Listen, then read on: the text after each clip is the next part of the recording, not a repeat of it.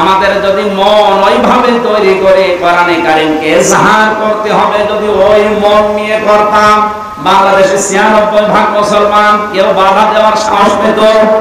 কেউ রাজনীতি বলতো? বলেন। এই জন্য আমাদের উচিত হবে আমরা কোরআনকে শুধু পড়বো না, এটা আমরা দাঁড় করানোর চেষ্টা চালাবো। নামাজ যেভাবে পড়ি, রোজা যেভাবে রাখি, হজ যেভাবে ভরসা করে করে আসি, কোরআন কি করে বাংলাদেশে কায়েম হয় আমরা ওইটা করব। আমরা রাজনীতি বুঝি না, আপনি মেম্বার, চেয়ারম্যান, মেয়র, এমপি, মন্ত্রী যা হবেন হন, কোরআন মানার একটা পরিবেশ আমাদের দেশে তৈরি করে দেন, আমরা আপনার পক্ষে আছি।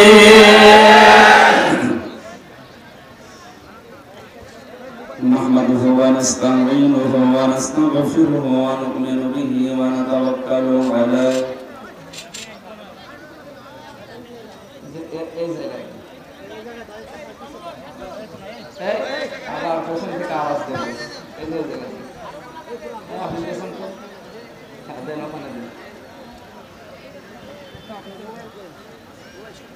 আপনারাও ফাঁকা ফাঁকা হয়ে বসেন, এইভাবে গরমে বসা যায়?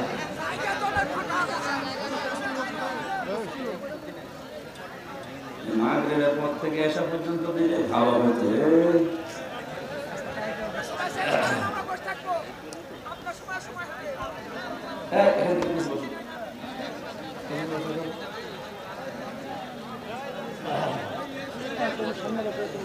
ونعوذ بالله من شرور أنفسنا ومن سيئات أعمالنا من يهدي الله فلا مضل له ومن يضلل فلا هادي له ونشهد أن لا إله إلا الله وحده لا شريك له وأشهد أن محمدا عبده ورسوله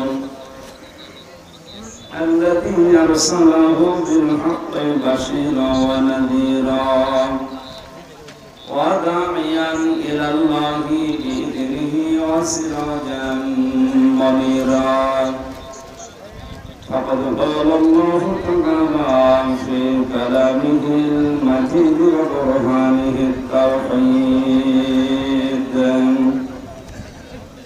أعوذ بالله من الشيطان الرجيم بسم الله الرحمن الرحيم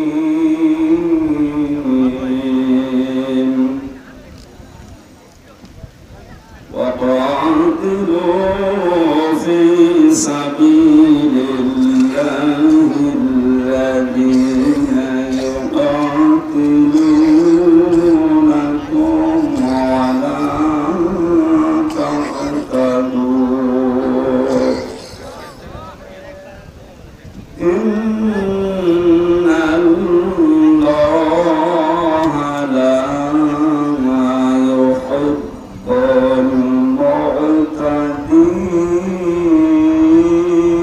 المعتدين صدقت يا ربنا اللهم صل على سيدنا مولانا محمد وعلى آل سيدنا مولانا محمد الحمد لله রাজশাহী জেলার বাগমারা থানার অন্তর্গত পানিয়া আমবাগান তাফসীরুল কোরআন মাহফিলের সম্মানিত সভাপতি জনাব ডাক্তার মোহাম্মদ আসাদুজ্জামান আসাদ সহ সভাপতি বৃন্দ, অনেক মানুষের নাম এখানে দেখতে পাচ্ছি। মারাফানা আলাকা দিতরা, আল্লাহ এই সমস্ত মানুষদের সম্মান মর্যাদা দুনিয়া আখিরাতে তুমি বাড়িয়ে দাও, হায়াতে তাজ্জবা সিহাতে কুল্লিয়া দান করো, বলেন আমিন। মাহফিলের প্রধান অতিথি মাননীয় জাতীয় সংসদ সদস্য বিশিষ্ট শিক্ষাবিদ জনাব অধ্যক্ষ মোহাম্মদ আবুল কালাম আজাদ, প্রধান পৃষ্ঠপোষক জনাব মাস্টার মোহাম্মদ আব্দুর রশিদ, জনাব আনিসুর রহমান, জনাব অধ্যক্ষ মোহাম্মদ গোলাম সরওয়ার আবুল, প্রধান উপদেষ্টা জনাব এফাজুর রহমান, সার্বিক সহযোগিতায় আছেন জনাব আলমগীর হোসেন, আব্দুর রশিদ রাসেল, উপস্থাপনায় মাওলানা হাফিজুর রহমান, সম্মানিত অতিথিবৃন্দ, যত মানুষের নাম দেখছি একটা নাম বলে দোয়া করতে গেলে কেমন হয়ে যাবে, একবারে দোয়া করে দিলাম। একটা গল্প পড়েছিলাম ছোটবেলায়, শিক্ষক জিজ্ঞাসা করছে ক্লাসে, ছেলে গৌড় বানান করো, sir ABCD EFG HIJK LMN OP QRST UVWXYZ কি করবো? এর ভেতরে আছে আমি বানান করিনি, এর ভেতরে তো আছে যত মানুষের নাম আপনারা দিয়েছে, এমনি সময় পাচ্ছি 1 ঘন্টা 20 মিনিট, এর ভেতরে যদি একটা নাম ধরে দোয়া করে আরো 20 মিনিট সময় নষ্ট হবে। আমরা একবারে এই সম্মানিত অতিথিদের জন্য দোয়া করলাম, আল্লাহ যেন তাদেরকে হায়াতে তাজ্জাবান সিহাতে কুল্লিয়া জান্নাতি মানুষ হওয়ার কাজ করার তৌফিক দেন, আমিন। এতক্ষণ যারা কোরআনে কারীম থেকে আলোচনা রাখলেন, ইসলামিক চিন্তাবিদ মুফাসসিরে কোরআন সাতক্ষীরা কালারোয়া কামিল মাদ্রাসা সম্মানিত অধ্যক্ষ জনাব মাওলানা আহমেদ আলী, আতালাল্লাহু আমরাহু ওয়া বারাকাল্লাহু ফি হায়াতি, বলেন আমিন। আলোচনা রেখেছেন রাজশাহীর সন্তান হাফেজ মাওলানা আব্দুর রশিদ, জনাব মাওলানা আবুল কালাম আজাদ ভাই সহ অন্যান্য উলামায়ে কেরাম, সামনে বসা মুসলমান ভাইরা, পর্দার আড়ালের সম্মানিতা মা এবং বোনেরা, প্রশাসনের ভাইরা, প্রান্তীয় রাজশাহীবাসী, দল মত নির্বিশেষে প্রচন্ড গরমে কোরআন শোনার জন্য যে আগ্রহ আকাঙ্ক্ষা আল্লাহ আমাদেরকে দেখানোর তৌফিক দিলে, এই আকাঙ্ক্ষা যেন কোরআনের জন্য কবুল করে। আমাদের দৃশ্য দেখে গরমে মনে হচ্ছে মুহাম্মদ রাসূলুল্লাহ যদি এখন জীবিত থাকতেন, এই সমস্ত যুবকগুলো জীবন দিয়ে হলেও হযরতে তালহার মতো পাহারা দিত। আল্লাহ যেন কিয়ামতে হযরতে তালহার সাথে আপনাদেরকে হাজির করে দেন ময়দানে মাহশারে, বলেন আমিন। কোরআনের জন্য যে আল্লাহ আমাদেরকে নিয়ে আসলেন, বলছে আলহামদুলিল্লাহ। দরুদ আর সালাম পড়ছি আমাদের নবী মুহাম্মদ রাসূলুল্লাহ সাল্লাল্লাহু আলাইহি ওয়াসাল্লামের প্রতি। গতকাল দিনের বেলা বানইল যে মাদ্রাসায় আসর থেকে মাগরিব পর্যন্ত কথা বলেছিলাম, ওখানে জাহান্নামে যাওয়ার যে বর্ণনাগুলো ছিল আমরা একটা করে বলছিলাম। কালকে ভবানীগঞ্জ নাকি ছিল জানো, মাঝগ্রাম, ওখানে বলেছিলাম 27 প্রকার মানুষকে আল্লাহ পৃথিবীতে সবচাইতে বেশি ঘৃণা করেন। আমরা সামারাইজ করে আজকে ইনশাআল্লাহ 7টা বলার চেষ্টা করবো কোরআন থেকে। অন্তত এই 27 প্রকার বা 7 প্রকার মানুষের ভেতরে যেন আমরা না থাকি। যদিও এরকম কোনো কাজ কারবারে থাকি, নিজেদেরকে এখনই থামাবো, ওখান থেকে ফিরিয়ে নিয়ে আসবো। আল্লাহ যাদেরকে ভালোবাসে 4 প্রকার মানুষকে, তাদের ভেতরে আমরা গণ্য হওয়ার চেষ্টা চালাবো ইনশাআল্লাহ। কোরআনে কারীমের সবচেয়ে বড় সূরা সূরা বাকারা। কোন সূরা? বলেন বলেন। এই সূরার 286টা আয়াত আছে, 40টা রূপ আছে, মাত্র একটা আয়াত পড়েছি, আয়াতের নাম্বার 190। এই আয়াত থেকে শুরু করব আমরা 27 প্রকার পর্যন্ত যদি যেতে পারি ভালো, না পারলে যতক্ষণ যাওয়া যায় আযান পর্যন্ত মাগরিবে। আল্লাহ আমাদেরকে যেন তৌফিক ভিক্ষা দেন, বলেন আমিন। কোরআন সূরা থেকে আলোচনা করতে হলে যেহেতু এখানে উপধ্যাক্ষ আছে, অন্যান্য আলেম ওলামা আছে, তাফসীর করার জন্য যে সমস্ত নিয়ম নীতিগুলো আছে, উসুলে তাফসীরের মূল নীতি 13টা।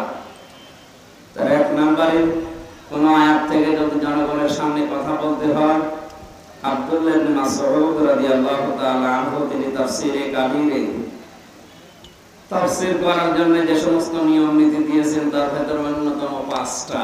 1 নম্বরে কোরআনের আয়াতটা শুদ্ধভাবে তেলাওয়াত করে মানুষকে আগে শোনানো, আমরা পড়েছি নাকি? 2 নম্বর, যে ভাষায় কথা বলে তার মাতৃভাষায় আয়াতের অর্থ মানুষকে আগে জানানো, সরল অর্থ আমরা করব ইনশাআল্লাহ। তিন নম্বরে আয়াতের প্রেক্ষাপট ঐতিহাসিক যে নিয়ম নীতি আছে, শানে নজরুল বলে আমরা যারা জানি, এই কথাটা আগে মানুষকে জানানো যে কেন আল্লাহ আয়াত নাযিল করেছিল।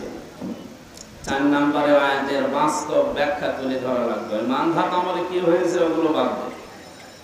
এখন কি দরকার এই আয়াত থেকে, সেইগুলো আমরা গবেষণা করে চিন্তা ভাবনা করে বের করে কথা বলার চেষ্টা করব। 5 নম্বরে আয়াতের মূল শিক্ষাটা নিয়ে বাড়ি যাওয়া। এই 5টা এখান থেকে আজকে নেব ইনশাআল্লাহ। জবান খুলে, শয়তান যদি আশপাশে থাকে, কোরআন পড়ার আগে যেহেতু আউযু বিল্লাহি মিনাশ শাইতানির রাজিম পড়া লাগে, এটা নফল, সুন্নাত না ফরজ? বলেন ওয়াজিব। এটা কোরআনে কারীম পড়ার আগে আউযু বিল্লাহ পড়তেই হবে, মাস্ট বি। না পড়লে আপনার গুনাহ হবে।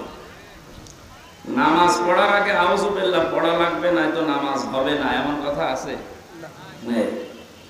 রোজা রাখার আগে কেউ যদি আউযু বিল্লাহ না পড়ে রোজা হবে না, আছে? তো কোরআন পড়ার আগে কেউ যদি আউযু বিল্লাহ না পড়ে ওর গুনাহ হবে। বলেন কেমন কঠিন বিষয় এটা। ফাইদা ক্বারাআতাল কুরআনা ফাসতাঈদ বিল্লাহি মিনাশ শাইতানির রাজিম। আল্লাহ পাক বলেন, হে নবী, আপনি যখন কোরআন তেলাওয়াত করা আরম্ভ করবেন তখন আল্লাহর কাছে শয়তান থেকে আশ্রয় চান। মুফাসসিরিন ইকরাম আয়াতের ব্যাখ্যা করতে গিয়ে লিখেছেন, পৃথিবীর কোন ইবাদতে শয়তান মানুষকে এত ধোঁকা দেয় না, কোরআনের কাছে আসলে যত ধোঁকা দেয়। কারণ শয়তান জানে কোরআন যদি মানুষের কাছে আসে আর মানুষ যদি কোরআন বোঝার চেষ্টা চালায়, আমি শয়তানি করার জায়গা পাবো না। কারণ শয়তানি করার যত রাস্তা আছে কোরআন সব রাস্তা বন্ধ করতে পারে না, পারে না? এজন্য এর কাছে আসতে হবে। বিশ্বনবী মুহাম্মদুর রাসূলুল্লাহকে যেদিন আল্লাহ নবুয়ত দান করেন, ওদিন জিবরাইল তাকে 3 বার চেপে ধরেছিলেন। এই কথাগুলো জন্মের পর থেকে আমরা শুনছি নাকি? 3 বার তাকে চেপে ধরার পরে তিনি বলেছিলেন, মা আনা বিকারি, আমি পড়তে পারি না, কি পড়বো?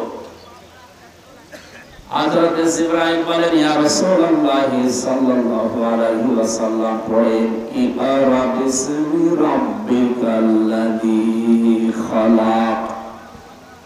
একটা দুইটা না, পরপর 5 আয়াত নবীজিকে জিবরাইল শুনিয়েছেন। ফেরেশতা জিবরাইল নবীর সাথে 5টা আয়াত পরপর পড়েছিলেন। তাফসীরে কাবীরে মুফাসসির আল্লামা ফখরুদ্দিন রাজি রাহমাতুল্লাহ আলাইহি লিখেছেন, মনে হচ্ছে জিবরাইল যদি সূরা আলাক পুরাটা শেষ করতেন, মুহাম্মদুর রাসূলুল্লাহ পুরাটা জিবরাইলের সাথে পড়তে পারতেন। প্রশ্ন আসতে পারে, প্রথম 3 বার তাকে বুকে চাপ দেওয়ার পরে কেন তিনি পড়লেন না?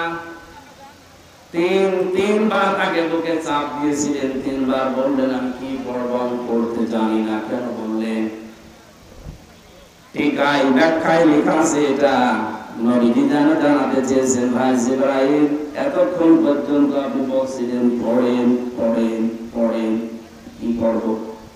আপনি যখন বললেন বিসমি রাব্বিকা, ওই রবের নামে পড়েন, আল্লাযী খালাক, যিনি আপনাকে বানিয়েছেন, তখন আমি পড়া আরম্ভ করেছি। কারণ রব ছাড়া অন্য কারো নামে আমি পড়তে পারি না। রব ছাড়া কোন নামে আমি পড়তেই পারি না, এটা আমার বিবেকে মেনে নেয় না। এটা দিয়ে বিশ্বনবী নবুয়ত পাওয়ার প্রথম দিন তার উম্মতদেরকে শিক্ষা দিতে চেয়েছিলেন, আমার উম্মতেরা কিয়ামত পর্যন্ত যারা তোমরা দুনিয়ায় একটা একটা করে যাবে, রব নাম ছাড়া অন্য কোন নামে তোমরা পড়বা না। কারণ রবের নাম বাদ দিয়ে অন্য কোন নামে যদি কেউ লেখাপড়া আরম্ভ করে, শিক্ষায় শিক্ষিত হয় মনে হচ্ছে, কিন্তু দেখতে মনে হবে কাজ কারবার লোকটা জানোয়ার হয়ে গেছে। কথার অর্থ বোঝার চেষ্টা করেন। আমি এই চোখে দেখেছি, বিশ্ববিদ্যালয়ে ক্লাস চলছে, ছাত্র শিক্ষককে জুতা দিয়ে পিটাচ্ছে আর বলছে শালা করে মেরে ফেলবো। শিক্ষক শেষ পর্যন্ত হাত জোড় করে বলছে, বাবা আমার ছেড়ে দিয়ে আর ক্লাস নিব না, না বলে ফেলবো। আমি সিটের কথা বলেছিলাম, আমাকে সিট দিলি না করে মেরেই ফেলবো। এটা ছাত্র, এটা কি, এটা ক্লাস চলছে একটা, আপনারা কি কবরস্থানে আছে? মানে জীবিত মানুষের মতো জবাব দেবেন যে বললাম এটা কি ছাত্র, বলেন। আমি চোখে এইটাও দেখেছি শিক্ষক অজু করছে, ছাত্র পানি পানি ঢেলে দিচ্ছে, অথচ ছাত্রর বয়স আগেরটার বয়স 24 বছর আর পরেরটার বয়স 7 বছর। ছাত্র তো দুইটাই, ওইটাও ছাত্র এইটাও ছাত্র।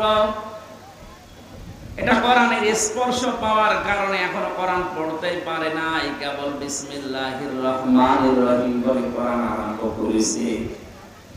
এই কারণে কোরআনে কারীম তাকে মানুষের মতো মানুষ বানিয়ে দিচ্ছে। আর এটার কাছে কোরআন নেই, মাস্টার্স হয়ে যাচ্ছে, ওটা জানোয়ার হয়ে গেছে। আপনারা যদি না বোঝার ভান করে থাকেন আমি কিন্তু এখনই বন্ধ করে দেব, বুঝতেছেন? কোরআন মানুষকে কোন জায়গায় পৌঁছিয়ে দেয়, আর কোরআন না থাকলে মানুষ কোথায় পৌঁছায়? বিশ্বনবীকে এই জন্যে আল্লাহ পাক জানিয়েছেন, হে নবী আপনি পড়েন, কিন্তু আপনার রবের নামে পড়েন। নবীজি উম্মতদেরকে এইটাই শিক্ষা দিয়েছিলেন যে পড়তে চাও জিবরাইল, আমি প্রথমেই যদি জানতাম যে রবের নামে পড়া লাগবে, তোমার তিনবার বলা লাগতো না, আমি প্রথমেই আরম্ভ করে দিতাম।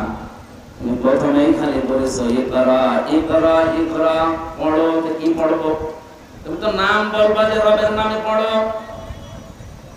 এদেশের যারা শিক্ষা ব্যবস্থায় আছেন, এই তাফসীর মাহফিল থেকে 18 কোটি মুসলমানের পক্ষ নিয়ে আমি আমির হামজা বলছি, যারা দায়িত্বে আছেন আল্লাহর নামে পড়ার ব্যবস্থা আরম্ভ করেন, তাহলে মানুষ হব আমরা। আল্লাহর নাম বাদ দিয়ে ওই বানরের নাম নিয়ে, সিম্পাতির নাম নিয়ে, সিম্পাতির নাম নিয়ে যদি পড়া আরম্ভ হয়, শিক্ষিত হবে কিন্তু মানুষ হবে না, জানোয়ার হয়ে যাবে। বলেন তো, যে ছেলেটা মাস্টার্স পাস করার পর কয়েকদিন বিসিএস পরীক্ষা দিয়ে টিকবে, এরপরে দুনিয়ার কোন চেয়ারে বসবে, এই লোকটা, যে লোকটা ক্লাসে স্যান্ডেল দিয়ে শিক্ষক পিটাতে পারে, একটা সিট দেয়নি এই কারণে, সে লোকটা যদি কোন চেয়ার পায়, ও কি করবে? চেয়ারের অবস্থা বলেন। নবী জানিয়েছেন, মান কারাল কুরআনা, যে ব্যক্তি কোরআন পড়বে, ফাস্তাজহারাহু, এবং কোরআনকে ইজহার করবে। ইজহার মানে ইজহার শব্দের শাব্দিক অর্থ হচ্ছে প্রকাশ করা, স্পষ্ট করা, দাঁড় করানো। 99টা অর্থ আছে ইজহারের। কোরআন শুধু পড়ে তা না, কোরআনকে ইজহার করার জন্য, দাঁড় করানোর জন্য, কায়েম করার জন্য, প্রতিষ্ঠা করার জন্য, স্পষ্ট করার জন্য যারা চেষ্টা চালাবে, কেন চেষ্টা চালাবে? এর পরের শব্দে দেখেন, ফাস্তাজহারাহু, দেওয়ার পরে নবীজি দিয়েছেন ফাহাল্লা হালালাহু ওয়া হারামা হারামাহু। কোরআন যদি কায়েম হয়ে যায়, প্রতিষ্ঠিত হয়ে যায়, স্পষ্ট থাকে, তাহলে হালালকে হালাল মানা আর হারামকে হারাম মানা সহজ হবে। কোরআন যদি শুধু পড়া পর্যন্ত থাকে, এইদিকে তাকান, কোরআন যদি শুধু পড়া পর্যন্ত থাকে, এটা যদি ইজহার না হয়, যদি কায়েম না হয়, তাহলে অনেক হালাল জিনিস আছে, হালাল জানার পরও আপনি মানতে পারবেন না। অনেক হারাম জিনিস আছে, যেটা জানার পরও আপনি মানতে পারবেন না, এরকম পরিবেশ থাকবে। কিন্তু কোরআন যদি কায়েম থাকে, ওই পরিবেশ উল্টিয়ে যাবে। বাংলাদেশে সবাই আমরা জানি ঘুষ খাওয়া হারাম, সুদ খাওয়া, বলেন বলেন, জিনা করা, কিন্তু এমন এমন দৃশ্য এই দেশে, এমন এমন পরিবেশ তৈরি আছে কোরআন না থাকার কারণে। না, কোরআন আছে কিন্তু ইজহার নেই, স্পষ্ট নেই, কায়েম নেই, কোরআন প্রতিষ্ঠিত নেই। এই কারণে এ জানার পরও আমরা অনেকে অনেক জায়গায় বাধ্য হই হারাম কাজগুলো করতে। এরকম জায়গা নেই? এই যে ব্যাংকিং ব্যবস্থা, সেই ইসলামী ব্যাংক বলেন আর যে ব্যাংক বলেন, এদেশে যদি যাকাত ভিত্তিক অর্থনীতি রাষ্ট্রীয়ভাবে কায়েম না হয়, যদি ফেরেশতা জিবরাইল এসে এই দেশে বাস করে, সে ডাইরেক্ট হোক ইনডাইরেক্ট হোক সুদ খাওয়া লাগবে তার। কেন কেন মানে আজকের সভাপতি না টুপি মাথায় দিয়ে আছে, এর ভেতরে সুদ আছে। না, উনি 200 টাকা দিয়ে ভালো টুপি কিনলো, তো টুপিটা যে ফ্যাক্টরিতে বানিয়েছে সেই লোকটা লোন নিয়ে ফ্যাক্টরি বানিয়েছে।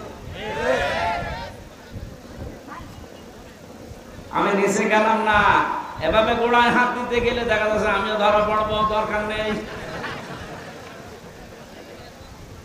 সুতরাং এই জন্য বলছিলাম জিবরাইল যদি দেশে এসে বলে আমি বসবাস করবো রাজশাহীতে, ওরেও সুদ খাওয়া লাগবে, উপায় নেই। কারণ কি? কারণ কোরআনের দেশে খালি পড়া আছে, এজহার নেই। কি নেই? কোরআন যদি সত্যি এজহার অবস্থায় থাকতো, প্রতিষ্ঠিত অবস্থায় থাকতো, আপনি জেনা করে বাঁচতে পারতেন না। কথা বলেন না? আর অনেকে জেনা করার পরে মিষ্টি বেলায় বাংলাদেশে নেই। 100টা জেনা করার পরে উনি এখন সাকসেস, এজন্য মিষ্টি বিলোপন করছে। যদি কোরআন প্রতিষ্ঠিত থাকতো, 100টা না, ওই একটা করার পর ওরা আগা কেটে দিত, তখন বাকি 99টা আর কিছু করতে পারতো। প্রথমটাই আগা কাটা শেষ। এই জন্য নবীজি বলেছেন যদি এটা পড়ার পরে কেউ এজহার করার চেষ্টা চালায় আর হালালকে হালাল হারামকে হারাম জানার পরে মেনে নিতে পারে, আর মেনে নিতে পারবেন, তখন কোরআন এজহার থাকবে। আদখালাহুল্লাহুল জান্নাহ, নবীজি বলেন আল্লাহ তাকে যেন জান্নাতে দিয়েই দিয়েছে। আলেম না আপনি? এখানে আলেম বসে আছে, উপাধ্যক্ষ। আদখালাহুল্লাহুল জান্নাহ, আল্লাহ তাকে জান্নাতে দিয়ে দিয়েছে না দেবে? এটা মাসি আদখালা ইয়াদখিলু, তার মানে আপনাকে আল্লাহ জান্নাতে দিয়েই দিয়েছে। অতীতের শব্দ, প্রশ্ন আসতে পারে এখনো তো মরলাম না, জান্নাতে গেলাম কি করে? তার মানে সত্যি যদি আপনি কোরআন পড়ার মতো পড়েন, এই যে মান কোরআন কোরআনা, যে ব্যক্তি কোরআনকে পড়েছে, এখন কোরআন কি? কোরআন পড়ার ব্যাপারে আল্লাহ পাক 3টা শব্দ কোরআনে দিয়েছেন, কোরআ, রাতালা, তালাওয়া। এই 3টা শব্দের অর্থ হচ্ছে শুধু পড়া না, শুদ্ধ করে পড়া, ওর মানে বা অর্থ বোঝা, ওখান থেকে প্রাপ্ত জ্ঞানের উপরে প্র্যাকটিক্যাল লাইফে সেট করা। 4 নম্বরে ওই জ্ঞানটা মানুষের কাছে পৌঁছিয়ে ওটা মানার ব্যবস্থা করে দেওয়া। ব্যক্তি কোরআন পড়ে তার ভেতরে কয়টা জিনিস পেলাম? 4টা। বলেন বলেন, আরো জোরে বলেন। 1 নম্বরে কোরআন পড়তে হবে কি করে? শুদ্ধ। আরো জোরে বলেন বলেন। শুধু শুদ্ধ করে পড়লেই হচ্ছে না, ওটার মানে অর্থ বুঝতে হবে। বাংলাদেশের 100 জনের 95 জন মানুষ কোরআন শরীফ পড়তে পারে না শুদ্ধ করে। আর অর্থ বোঝা এটা তো বাদই দিলাম। এখানে শুধু উপাধ্যক্ষ সাহেব আর মাওলানা আব্দুল কায়েম বাদ দিয়ে একটা মানুষকে দেখান তো যে কোরআনের অর্থ একটা একটা করে বলতে পারবে। অথচ অনেক কামের পাশ মাওলানা আমরা বসে আছি। গিরিশচন্দ্র সেনের নাম শুনেছি আমরা, নরসিংদী বাড়ি, বেটা হিন্দু মানুষ। কোরআন শরীফ পড়া না, কোরআনের অর্থ ব্যাখ্যা এমনকি তাফসীর লিখেছে এই লোকটা। আমি বিশ্ববিদ্যালয়ে থাকাকালীন ওর লিখিত একটা তাফসীর পেয়েছিলাম, লেখক হচ্ছে গিরিশচন্দ্র সেন ভাই। বলেন একটা হিন্দু মানুষ। আমরা যেখানে কোরআনের 5টা অর্থ করতে পারি না, আর প্রতিটি শব্দের এক একটা শব্দের কমপক্ষে 33টার উপরে অর্থ মুখস্থ ছিল, না তো তাফসীর লিখতে পারতো না। কোরআনে এমন এমন শব্দ আছে যে শব্দ একটা অর্থ না একাধিক অর্থ আছে, যেখানে যে অর্থ সেট হয় ওখানে অর্থ আপনাকে বলা লাগবে। তাড়াতাড়ি বসো। এখানে কোরআনে কারীম নবীজি শব্দ দিয়ে যে বললেন মান কারাল কোরআনা, যে ব্যক্তি কোরআন পড়ে, পড়ার ভেতরে অর্থ কয়টা পেলাম? শুদ্ধ করে পড়া, বুঝতে পারা, ওর উপরে নিজে কাজ করা, ওইটা মানুষকে পৌঁছিয়ে মানানোর ব্যবস্থা করে দেওয়া। এইভাবে যদি আজ বাংলাদেশের ৯৬% মুসলমানেরা সত্যি কোরআন পড়তো, আর এটা ইজহার করার জন্য যদি ৯৬% মানুষই চেষ্টা চালাতো, তাহলে হালালকে হালাল জানা আর হারামকে হারাম জানার পরে মেনে নেওয়া সহজ হতো না কঠিন হতো? পানির মতো হয়ে যেত। আর আমরা এগুলো করি না, অনেকে শুধু পড়ার লাইনে আছি, এটা বোঝার মতো মন মানসিকতা নেই, মানবে সে চেষ্টা তো নেই, এটা মানুষকে মানাতে হবে এই চেষ্টাও আমাদের নেই। এজন্য কোরআন পড়ছে ঠিক, কিন্তু হালালকে হালাল জানার পরে আমরা মেনে নেওয়ার মতো ভাস পাচ্ছি না, সে পরিবেশ নেই। মানতে গেলে আপনি বিপদে পড়বেন। কোরআন যে দেশে ইজহার আছে, ওখানে মানতে গেলে বিপদে না আরো পুরস্কৃত হওয়া যায়। হযরত ওমর কোরআনে কারীম যেহেতু প্রতিষ্ঠিত করেছিলেন, এজন্য তার দেশে মানুষ যদি কোরআন মানত, সে বিপদে পড়তো না, আরো পুরস্কার পেত। সুবহানাল্লাহ বলতে পারা যায়? তিনি বক্তব্য দিচ্ছিলেন, হঠাৎ করে মানুষের হক কি এই বিষয়ে কথা বলতে বলতে আলোচনা তিনি বন্ধ করতে বললেন। এক মুসল্লি এরকম একজন লোক ডাক দিয়ে বলে, খলিফা আপনার বয়ান বন্ধ করেন, আপনার ওয়াজ বন্ধ হওয়া লাগবে। কেন? গনিমতের মাল হিসাবে যে সম্পদগুলো এসেছিল, প্রত্যেকে একটা করে কাপড় আমরা পেয়েছি, সেটা দিয়ে জামা বানিয়ে কেউ গায়ের উপরে দিয়ে এসেছি নামাজে, আর আপনার গায়ের ভেতরে দুইটা জামা দেখা যায়, একটা জামা একটা পায়জামা। কোথায় পেলেন আপনি? আপনি ক্ষমতায় আছেন, এই জন্য বেশি করে নেবেন। হযরত ওমর বললেন, এই জবাব যদি আমি না দিয়ে ওই যে আমার ছেলে আব্দুল্লাহ আছে, ও জবাব দেয়, তুমি দিতে পারবা? দিতে বলেন।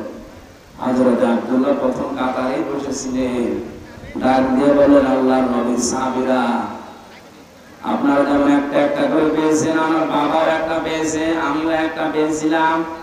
আমার বাবার কাছে রাষ্ট্রীয় মেহমান বাইরের থেকে যখন আসে, ওনার একটাই মাত্র কাপড়, জমার দিন যদি ওটা পরিষ্কার করার জন্য ধোয়ার পরে শুকাতে দেয়, আর কোনো কাপড় নেই যেটা পরে রাষ্ট্রীয় মেহমানদের কাছে আসা যায়। আর নবীজি ঈদের দিন, জমার দিন আর রাষ্ট্রীয় মেহমানরা আসলে তখন তিনি জুব্বা গায়ে দিতেন। যেমন তেমন জুব্বা না, ওই দেশে হয়তো এই যে ক্যালেন্ডার বা ইস্ত্রি করা, কি বলে এটার নাম, আয়রন মেশিন হয়তো ছিল না, কিন্তু জামাটা পরিষ্কার করার পরে ভাঁজ করে বালিশের নিচে দিয়ে মাথা দিতেন, ওইটা সার হয়ে যেত। আল্লাহর নবী ছিলেন সারা জীবন পরিপাটি। আমি সেলখানার ভেতরে কোরআনের পাখিকে একদিন মাত্র দেখেছিলাম, ওর কাছে যারা ছিল তাদের কাছে শুনেছি যে ঘরটার ভেতরে তিনি ছিলেন ফাঁসির কন্ডেমসে, ওই ঘরটা এই 13 বছরে পরিষ্কার পরিচ্ছন্ন করে পুরা মানুষ মনে হচ্ছে একটা সাজানো বাগান। ওখানে তোমার স্ত্রী ছিল না, ক্যালেন্ডার ছিল না, আয়রন ছিল না, অথচ তেল ব্যবহার করতেন, আতর ব্যবহার করতেন, মাথার চুলগুলো পরিপাটি করে রাখতেন। নবীজির এই হাদিসটা ফলো করে 13 বছর এক ঘরে কাটিয়ে গেছে। জেলে থাকা অবস্থায় তো আমি বুঝি না, ওখান থেকে শুনেছিলাম মারা গেছে। পরবর্তীতে ভিডিও দেখলাম, মরা চেহারা মনে হচ্ছে একটা জান্নাতি মানুষ ঘুমিয়ে আছে, অথচ বয়স 83-84 বছর। আমার 33 বছরে আমি পরিষ্কার থাকতে পারি না, চিন্তায় টেনশনে পাগল হয়ে যায়, আর 13টা বছর থেকে গেল কিছু মনে হচ্ছে না। এখান থেকে একটা মাসলা শিখলাম, জমার দিন, ঈদের দিন আর বিদেশে কোনো অনুষ্ঠানে মেহমানরা যদি আসে, ওই রকম একটা জাঁকজমকপূর্ণ অনুষ্ঠানে যেতে হলে কি গায়ে দেওয়া লাগে? জুব্বা। বলেন না কেন? এটা গায়ে দেওয়া সুন্নাত। অথচ ঈদের দিন এই সুন্নাতটা আমাদের দেশ থেকে হারিয়ে যাচ্ছে। এই যে এরকম এরকম চিরা জামা গায়ে দিয়ে ফুল ফুলওয়ালা এমব্রয়ডারি করা, আপনার তো সুন্নত আদায় হচ্ছে না, স্টাইল আর ফ্যাশন হচ্ছে। অনেকে করে তাই, ঈদের দিনও অনেকে জুব্বা গায়ে দেয়। আগামী ঈদ থেকে, জমা থেকে কোন বিদেশি অনুষ্ঠান যেখানে বড় জাঁকজমকপূর্ণ এরকম জায়গায় গেলে কি গায়ে দিয়ে যাবেন? এটা তো শুধু এই সামিয়ানার নিচে না, মানে বাইরেও আমল করেন। এটা সম্মান কমাবে কেন? সম্মান আরো বাড়াবে। নবীজির কোন সুন্নতে মানুষের সম্মান কমে দুনিয়াদারদের কাছে। যাদের ভেতরে আল্লাহর ভয় আছে তাদের সামনে গেলে আপনার সম্মান আরো বাড়বে। আব্দুল্লাহ জবাব দিলেন, আমার বাবা একটা পেয়েছিলেন, আমিও একটা পেয়েছি। বাবার জামা যেহেতু একটা, এই জন্য আমার জামা থাকার কারণে ওই কাপড়টা আমার বাবাকে আমি উপহার দিয়েছি। ওইটা নিয়ে আমার বাবা নিজে জোড়া দিয়ে দুইটা বানিয়েছে। কোরআনে কারীম যদি প্রতিষ্ঠিত না থাকতো, আর কোন চেয়ারম্যান যদি এভাবে কথা বলতো, কোন জনগণ যদি সামনে থেকে বলতো, চেয়ারম্যান কথা থামান, এত সুন্দর জামা কোথায় পেয়েছেন? রিলিফের মাল চুরি করা নাকি? আমার মনে হয় 10 বছর জেল হইতো। একটা চেয়ারম্যান, অথচ তিনি রাষ্ট্রপ্রধান, এ দেশের মতো না, সারা পৃথিবীর অর্ধেক জায়গা চালাতেন হযরত ওমর। এত বড় ক্ষমতা তার আঙ্গুলের ভেতরে আল্লাহ দিয়েছিলেন। সেই মানুষকে বয়ান চলাকালীন একজন সাধারণ মুসল্লি বয়ান বন্ধ করার পরে জবাব দিতে হয়েছে। এটা কোরআনে কারীম স্পষ্ট এজাহার, প্রকাশ্য প্রতিষ্ঠা কায়েম থাকার কারণে। এজন্য যে ব্যক্তি কোরআন পড়ে আর একে এজাহার করার জন্য চেষ্টা চালায়, এই কথাগুলো আমি এমনিতেই বলতাম না, আর যেটা নেই এজন্য আমি হাড়ে হাড়ে টের পাচ্ছি বাস্তবতা। আর রাজশাহীর মানুষেরা যারা আমরা শুধু টুপি মাথায় দেয়, দায়িত্ব কি শুধু আমাদের? বলেন, নামাজ যেভাবে ফরজ মনে করে এই লোকটা পড়ে, আমি পড়ি, আমাদের যদি মন ওইভাবে তৈরি করে কোরআনে কারীমকে এজাহার করতে হবে, যদি ওই মন নিয়ে করতাম, বাংলাদেশে 96% মুসলমান, কেউ বাধা দেওয়ার সাহস পেত? কেউ রাজনীতি বলতো? বলেন। এই জন্য আমাদের উচিত হবে আমরা কোরআনকে শুধু পড়বো না, এটা আমরা দাঁড় করানোর চেষ্টা চালাবো। নামাজ যেভাবে পড়ি, রোজা যেভাবে রাখি, হজ যেভাবে ভরসা করে করে আসি, কোরআন কি করে বাংলাদেশে কায়েম হয় আমরা ওইটা করব। আমরা রাজনীতি বুঝি না। আপনি মেম্বার, চেয়ারম্যান, মেয়র, এমপি, মন্ত্রী যা হবেন হন, কোরআন মানার একটা পরিবেশ আমাদের দেশে তৈরি করে দেন, আমরা আপনার পক্ষে আছি।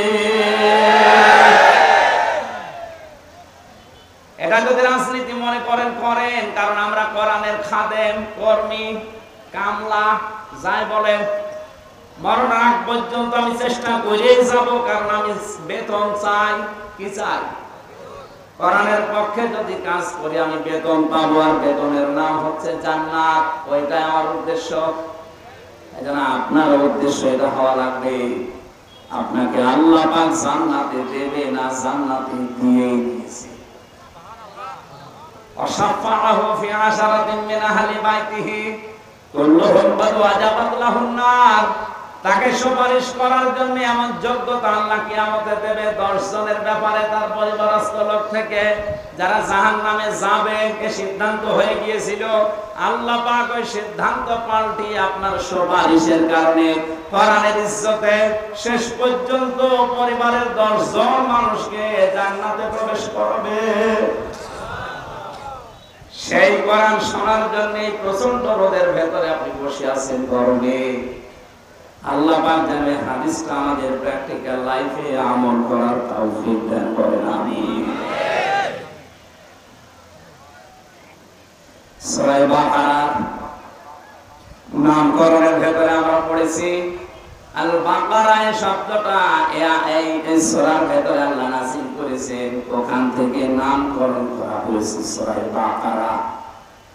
ঐতিহাসিক প্রেক্ষাপটের ভেতরে আমরা পেয়েছি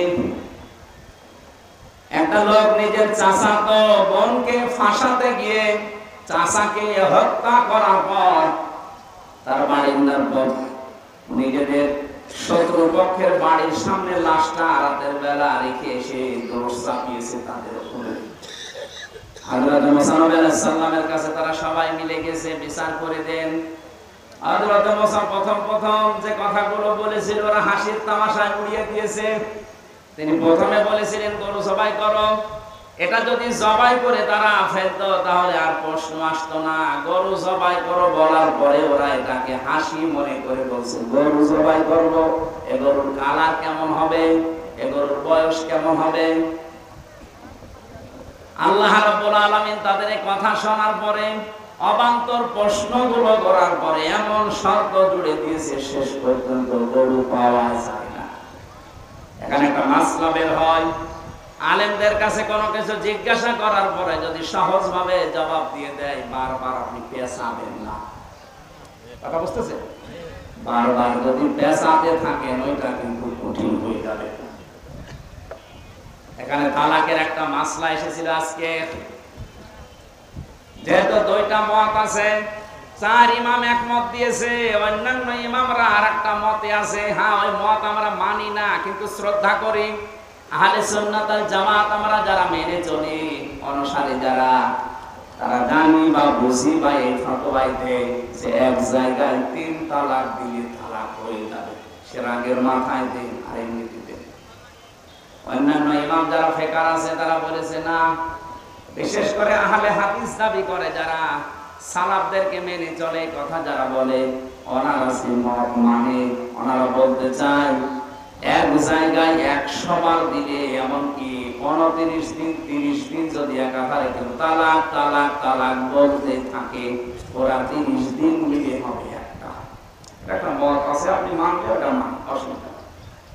আহলে সুন্নাত ওয়াল জামাতের মত 4 ইমামের যে এক জায়গায় যদি রাগের মাথায় আর আনন্দে যেভাবে হোক 3 বার কেউ বলে, ওর মতো রাখবে। আমার মাসলা বলার উদ্দেশ্য না এখানে, উদ্দেশ্য আছে কোন বিষয় জানার পরে আপনার যেটা সহজ হয় এটা আপনি মেনে নিয়ে জীবন চালান, অসুবিধা নেই, কিন্তু বারবার আপনি পেছাবেন না কোনো জিনিস। মুসা নবীর জামানায় এই লোকগুলো বারবার পেছিয়েছে। প্রথমে যদি গরুটা জবাই করে দিত তাহলে মিটে যেত ছাতা। বারবার বলছে গরুর বয়স কেমন হবে, রং কেমন হবে, এ গরু কি খাবে। বারবার প্রশ্ন করার পরে মুসা নবী আল্লাহকে বলে, আল্লাহ একটা করে কঠিন জিনিস দেয়। শেষে বলেছে গরু বয়স হবে মাঝারি, রং হবে হালকা হলো, তো খুঁজে পাওয়া যায় না। শেষ পর্যন্ত পাওয়া তো গেছে এক বুড়ির গরু পাওয়া গেছে। সবাই টাকা পয়সা কালেকশন করে গরুটা জবাই করার পরে যখন গোশতটা ওই মৃত মানুষের লাশের উপরে লাগিয়েছে, মৃত মানুষ থেকে কথা বের হয়েছে, হ্যাঁ আমাকে হত্যা করেছে আমার নিজের আপন ভাইয়ের ছেলে, আমার ভাতিজা। শত্রুপক্ষকে ঘায়েল করার জন্য, তাদেরকে দুর্বল করার জন্য এই কাজ করেছে। আপনি এখান থেকে কি বুঝলেন? শুধু ঘটনা শুনে হা করে আছেন কেন? কিছু নিয়ে যাওয়া লাগবে এখান থেকে। নিজে অন্যায় করার পর নিরপরাধ কোন ব্যক্তি, কোন জাতি, কোন গোষ্ঠী, কোন দলের উপরে দোষটা যদি চাপিয়ে দেন, আজ হোক কাল হোক ওইটা কিন্তু প্রকাশ হবে। যদিও এই দেশে হয় না। 2 দিন আগে সিএম কাদেরের বক্তব্য শোনেননি? 1 মিনিট 37 সেকেন্ড উনি বক্তব্য দিয়েছে, সব ফাঁস হয়ে গেছে। সত্য যা বলেছে কথাটা একেবারে খাপের খাপ, মমতাজের বাপ। আমি নাম নিলাম না, তাই বাস্তবে এটাই। নিজে অন্যায় করছে না, নিজে জুলুম করছেন, আর একটা নিরপরাধ ব্যক্তি, গোষ্ঠী, দল, জাতি তার উপরে দোষটা চাপিয়ে নিজে মনে করছেন আমার কিছু হবে না। আরে উপরে বসে উনি তো আর ক্ষীর খাচ্ছে না, ওই সব দেখতেছে। ولا تحسبن الله غافلا عما يعمل الظالمون إنما يؤخرهم ليوم تشخص فيه الأبصار। সূরা ইব্রাহিম 13 নম্বর 19 নম্বর পৃষ্ঠা 12 নম্বর লাইনের 42 নম্বর আয়াতে আছে। এটা ফি জিলালিল কোরআন তাফসিরে পাবেন। আল্লাহ পাক বলেন, হে নবী, আপনি কি মনে করেন যে জালেমদের সম্পর্কে আমি গাফেল, কিছু মনে রাখি না, কিছু খোঁজ রাখি না? কে বলেছে? সবচাইতে বেশি নজর আমার জালেমদের দিকে।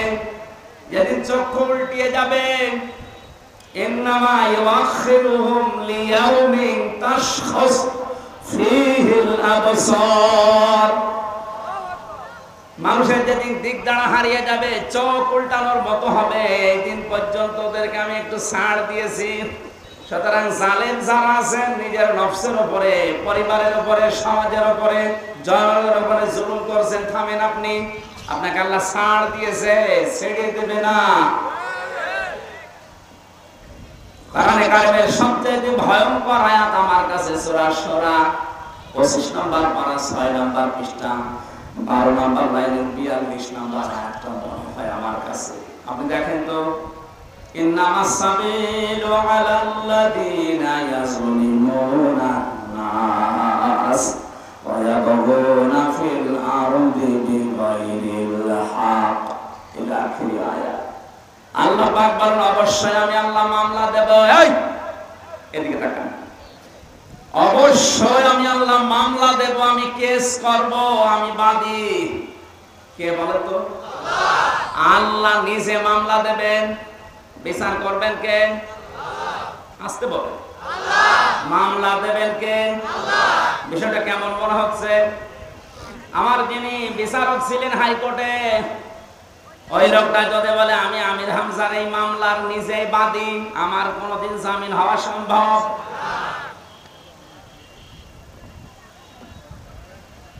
আরে ভাই, আমি তো 3 বছর থেকে আসলাম অন্য কারণে। আমার যদি এরকম কোন সাধারণ মানুষ মামলার বাদী হতো, ওর মুখ বন্ধ করার জন্য 5 লাখ, 10 লাখ, 50 লাখ টাকা মুখের উপরে মেরে মুখটা বন্ধ করে দিতাম। মামলার বাদী তো এরকম সলিমতি কলিমতি না।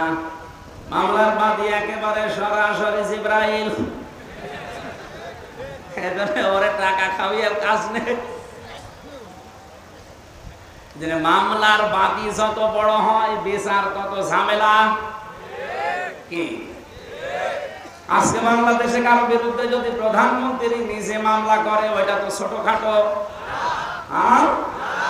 আল্লাহ বলেন, আমি মামলার বাদী। কাদের?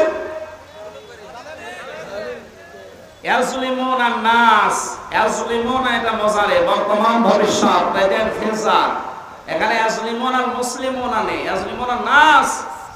যারা মানুষ হয়ে মানুষের উপরে জুলুম করে, তাদের অধিকার নষ্ট করে, আল্লাহ বলেন আমি নিজে তাদের মামলার বাদী, আমি নিজে মামলা করব। বাংলাদেশে আয়াতটা মিলিয়ে দেখেন, 100 জনের আমার মনে হয় 95 জন এখন আল্লাহর মামলার আসামি। আমরাও। আমার তো আয়াতটা পড়ার পরে ভয় হচ্ছে, এটা আল্লাহবাদী কেস। এখানে যদি পুলিশ এসে কোনো কাজ করে, আপনি যদি বাধা দেন, তাহলে কেস হবে পুলিশবাদী কেস। এক কথা বলছেন এখানে, আল্লাহর কাছে বাধা এটা। কারণ মানুষ আল্লাহর, এই মানুষের উপরে জুলুম করলে মামলা দেবে কে? এটা কি বাদী কেস? আল্লাহবাদী কেস। কি বাদী? বাংলাদেশে হাজার হাজার মানুষ এখন আল্লাহবাদী কেসের আসামি। বিচারপতি যদি বলে আমি তোর মামলার বাদী, তুই আর জামিন কিয়ামতের আগে পাবি না। আল্লাহ নিজে মামলার বাদী। বলেন আপনাকে কোন বাবা জামিন দেবে? বলেন। আপনি তো আশা করে আছেন না আমি বড় পীরের মুরিদ, ও পীরের কি হবে? ও তো আসামি। ও আসামি না?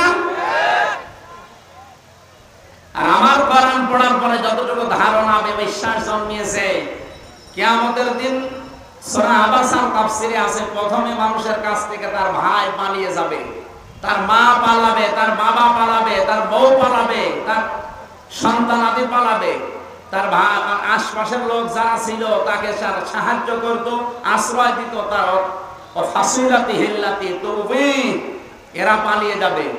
এমনকি তার নেতা নেত্রী যাদের নাম করে দুনিয়ায় নিরাপদ মনে করত, এরাও পালাবে। এবার বলেন যে 7 প্রকার মানুষের নাম বললাম, বিপদে পড়লে ভাই, স্ত্রী, সন্তান, মা, বাবা, নিজের আশপাশের লোক, গোষ্ঠী, জাতি, দলের লোক, এরা আগে আসে, এরা দূরে যায়। আর কোরআন বলছে মরণের পরে এরা আগে ভাগবে। তাহলে আপনার এই কথা কোরআনের বিশ্বাস যদি জন্মায় যে এটা সত্য কথা, বিশ্বাস করতে পারেন কিয়ামতে অনেক পীর বলবে আল্লাহ আমি পীরই ছিলাম না। ও যে আমার মুরিদ দাবি করছে আমি তো পীরই ছিলাম না, আমি সাধারণ হামজা। কিসের পীর? ওরে আমি মুরিদ পাবো কোথায়? সুতরাং এই ধান্দায় যারা আছেন যে তুই পীরের মুরিদ, দুইজন শুধু হাত ধরে এইভাবে মারবে আর জান্নাতে যেয়ে পড়বে, জান্নাত না জাহান্নামে পড়বে। কারো উপরে ভরসা করে লাভ আছে না। যাদের নাম আল্লাহ দিলেন এরা যদি পালায়, পীর সাহেব বললাম না, বলবে আমি পীর ছিলাম না, তুমি অন্য কিছু করো। আমরা যেন আল্লাহর মামলার আসামি হয়ে না যায়, খুব ভয়ঙ্কর জিনিস এটা। আল্লাহ রাব্বুল আলামিন সূরা বাকারার ভেতরে নামকরণে গুরুত্বপূর্ণ এই শিক্ষাটা আমাদের দিতে চাইলেন। নিজে অন্যায় করে যদি নিরপরাধ কোনো মানুষকে ফাঁসিয়ে দেন, মনে করছেন এই দলের লোক, এই গোষ্ঠী, এই জাতি, এই লোকটাই যাতে যারা সাপোর্ট করে তারা বিপদে পড়ে যাবে না। উনি তো বসে বসে ঘাস কাটতেছে না, উনি সব দেখছে। আসমাউ ওয়া আরা, আমি সব দেখছি, আমি সব শুনছি। মুসা নবীকে যেই দিন ফেরাউনের সামনে হযরত মুসাকে আল্লাহ লাগিয়ে দেন, যে লাগেন, ওরা যখন বড় বড় যেসব সাপ বানিয়ে বিচ্ছু বানিয়ে ফেলছিল, মুসা নবী মানুষ হিসাবে ভয় পেয়ে গিয়েছিল। আল্লাহ বললেন না, ভয় পেও না, চিন্তা করো না, আমি দেখছি এবং আমি শুনছি। ময়দানে ফেরাউনের সামনে তোমারে নামিয়ে আমি বসে বসে আরশে তামসা দেখছি না, আমি আছি। সে আল্লাহ এখন কি দুর্বল? উনি দেখতে পাচ্ছে না? আমার বিশ্বাস 100 ভাগ উনি দেখছেন এবং শুনছে। জালেমদেরকে শুধু ছাড় দিয়েছে, কিন্তু ছেড়ে দেবে না। ইন্না বাদশা রাব্বিকা লাশাদীদ, আমার ধরা বড় শক্ত ধরা। এমনিতেই কিছু বলি না, কিন্তু যদি ধরি ওরে আর ছাড়ি না। আল্লাহর ধরার আগে আপনি যেন নিজে সংশোধন হয়ে যান। এই জন্য আজকের মাহফিল। আজকে সূরা বাকারার নামকরণে কি পেলাম? নিজে অন্যায় কাজ করে কোন নিরপরাধ ব্যক্তি, গোষ্ঠী, জাতি, দলের উপরে যদি চাপিয়ে নিজে মনে করেন আমি নিরাপদ হয়ে গেলাম, পারবেন না। যে কোনো কায়দায় সত্যের কাঠি নড়বেন, আপনাকে আল্লাহ ধরাবেন। এই বিশ্বাস কোরআনে করেন তো? আল্লাহ তাআলা সূরা বাকারা থেকে এই শিক্ষাটা নিয়ে আমাদের প্র্যাকটিক্যালি আমল করার তৌফিক দিন। আমিন। 190 নম্বর আয়াত থেকে আমরা পড়েছি। আল্লাহ রাব্বুল আলামিন বলেন, কাতিলু, তোমরা লড়াই করো। শব্দটা শুনলে যেন মনে হচ্ছে আল্লাহ মনে হয় মারামারির পক্ষে। কে আপনি জিজ্ঞেস করেন তো, যারা বাংলা পড়তে পারে বলেন, কাতিলু, তোমরা সবাই মিলে লড়াই করো। কাতালা ইয়াকাতিলু মুকাতালাতান, এটা ভাবে মুফাআলা, এর বাংলা অর্থ হচ্ছে পরস্পর লড়াই করা, পরস্পর মুখোমুখি লড়াই করা, মারামারি করা। তাহলে আল্লাহ মারামারির পক্ষে। ফালাম তাকতুলুহুম ওয়ালাকিন্নাল্লাহা কাতালাহুম, সূরা আনফালের ভেতরে আল্লাহ জানিয়েছেন, এরা 17 নম্বর আয়াত। হে নবী, আপনি তো ওই কাফেরদেরকে হত্যা করেননি, বরং আমি আল্লাহ নিজে তাদেরকে হত্যা করেছি। ওমা রামাইতা ইয রামাইতা ওয়ালাকিন্নাল্লাহা রামা। ওই যে বালি নিক্ষেপ করেছিলেন, ওটা আপনি নিক্ষেপ করেননি, ওটা শুধু সামনে আপনি ফিকে মেরেছিলেন। বাকি প্রত্যেকের চোখের উপরে পৌঁছিয়ে দেওয়ার দায়িত্ব পালন করেছি আমি, আল্লাহর কুদরত। এই সমস্ত আয়াতগুলো দ্বারা বোঝা যায় আল্লাহ মারামারির পক্ষে। কেন এই শব্দটা দিয়ে আল্লাহ আয়াত শুরু করলেন? বিশ্বে যদি আপনি শক্ত হতে দাঁড়াতে না পারেন, এরকম শক্তি সামর্থ্য যদি তৈরি করতে না পারেন, বিড়াল পর্যন্ত আপনার দিকে বড় চোখ করে তাকাবে। আপনি একটু ঘুরে দাঁড়ান, একটু শক্ত হন, পেছনের শক্তি সঞ্চয় করেন। কোরআনে কারীম জানিয়েছে, হে নবী, ওরা ইসলাম ধ্বংস করার জন্য যেইগুলো হাতে নেয় উল্টিয়ে ওইটা আপনি ইসলামের পক্ষে কাজে লাগাতে দাঁড় করান। আজ ওরা অস্ত্র শস্ত্র তৈরি করছে ইসলাম ধ্বংস করার জন্য, আপনি উল্টিয়ে ওইটা ইরানের মতো শক্তিশালী হন। আজ ইরানের মতো যদি ওরা যাই করুক না কেন, যে মুসলিম ওদের বলেন, ইরানের মতো যদি বিশ্বের 57টা মুসলমান রাষ্ট্র একটু একটু দাঁড়িয়ে যেত, ইসরায়েল এমনিতেই ভয়ে পোশাক করে ফেলত। বাকিগুলো সব এই 56টা বিড়ালের মতো আরো একা সিংহ হয়ে করবে কি? আজকাল দোয়া করার পক্ষে আছে ফিলিস্তিনকে বাঁচাও না, আল্লাহ কাতিলু দিয়ে আয়াত শুরু করতেন না। মারামারি করো, লড়াই করো, সংগ্রাম করো। লড়াই সংগ্রাম করতে হলে পেছনে যেটা লাগে সে ব্যাকআপ আমাদের নেই। আমরা 57টা মুসলিম রাষ্ট্রকে আহ্বান জানাবো, সবাই শক্তি সঞ্চয় করেন। ওদের তো শক্তি শুধু ইমানের কোন শক্তি নেই, ওদের বাহ্যিক কিছু শক্তি আছে, ওগুলো ধ্বংস করার জন্য আমাদের যাই আছে এর সাথে ইমানের শক্তি যোগ হলে সব প্রসাবের মতো ভেসে যাবে। হ্যাঁ, ওদের লড়াই আর আমাদের লড়াইয়ের ভেতর পার্থক্য আছে। আমাদের লড়াইটা ইবাদত আর ওদের লড়াইটা, কোরআনে কারীম জানিয়েছে আল্লাযীনা আমানু ইউকাতিলুনা ফি সাবিলিল্লাহ, যারা ঈমানদার তারা লড়াই করবে কিন্তু রাস্তায়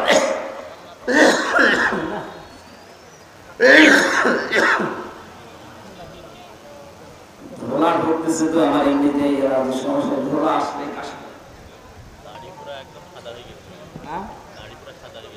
দাড়ি সাদা, আমি সাদা হয়ে যাচ্ছি। দিনের বেলায় আর মাহফিল দেবেন না ভাই, এই গরমের সময় দরকার হয়, দরকার নেই, 1 বছর পরে নেই। যে গরু দিয়ে চাষ করে খাবে না, গরুই শুধু বুঝিস না চাষ করবেন কি, কষ্ট হয়ে যাচ্ছে আসলে। আল্লাযীনা কাফারু ইউকাতিলুনা ফি সাবিলিত তাগুত, যারা কাফের তারাও লড়াই করবে, সংগ্রাম করবে, মিছিল করবে, মিটিং করবে, তাদেরও কাজ কারবার হবে। কি হবে? তাদের কাজটা হবে তাগুতের রাস্তায়, শয়তানের রাস্তায়। ফাকাতিলু আউলিয়া শাইতান, তোমরা লড়াই করার জন্য প্রস্তুতি নাও শয়তানের অনুচরদের বিরুদ্ধে। ইন্না কায়দা শাইতানি কানা দাঈফা, শয়তানের যত চক্রান্ত সব একেবারেই দুর্বল। শুধু দুর্বল না, দাঈফ না দাঈফা, একালিপ টান দিয়েছেন আল্লাহ। শয়তানের যত চক্রান্ত আছে সবগুলো একেবারেই দুর্বল, মাকড়সার জালের চাইতেও দুর্বল। জোরে বলেন সুবহানাল্লাহ। আজ ফিলিস্তিনদের পক্ষে শুধু দোয়া করা না, মুসলমানদের আহ্বান জানাবো, যদি ঈমান নিয়ে মরতে চান, যেহেতু ঈমানের 3টা স্তর আছে, অন্যায় দেখলে প্রথমে প্রতিবাদ জানানো হাত দিয়ে, এরপরে মুখ দিয়ে, এরপরে অন্তর দিয়ে।